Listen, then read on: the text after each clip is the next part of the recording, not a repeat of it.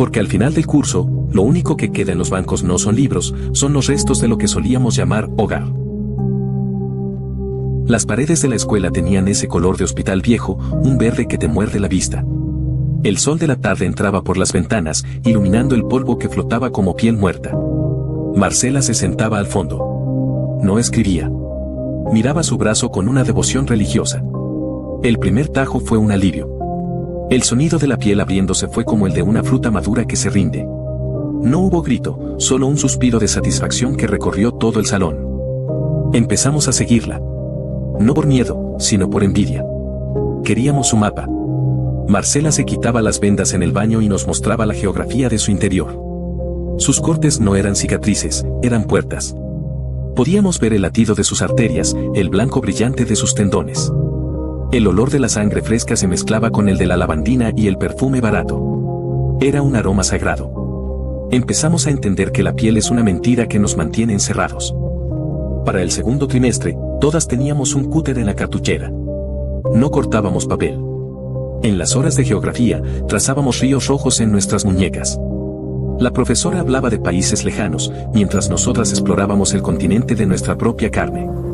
La fascinación se volvió una fiebre. Sentíamos que debajo de la grasa y el músculo, algo quería salir. Algo que no tenía nombre, pero que vibraba con una fuerza eléctrica cada vez que el metal tocaba el hueso. Marcela dejó de comer.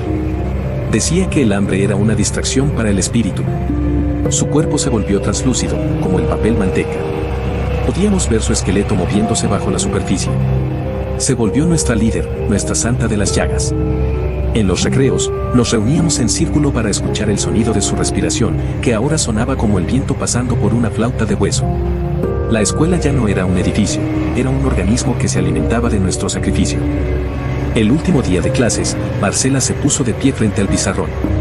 Tomó un bisturí y, con una precisión inhumana, empezó a desenvolverse. No se estaba suicidando, se estaba esfoliando de la realidad.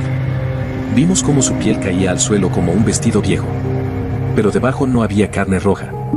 Había una luz blanca, cegadora, y una red de nervios dorados que se extendían hacia nosotras.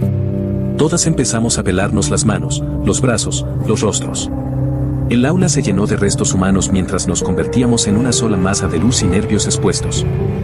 Cuando los padres llegaron a buscarnos, solo encontraron ropa vacía y pupitres cubiertos de una sustancia brillante y pegajosa.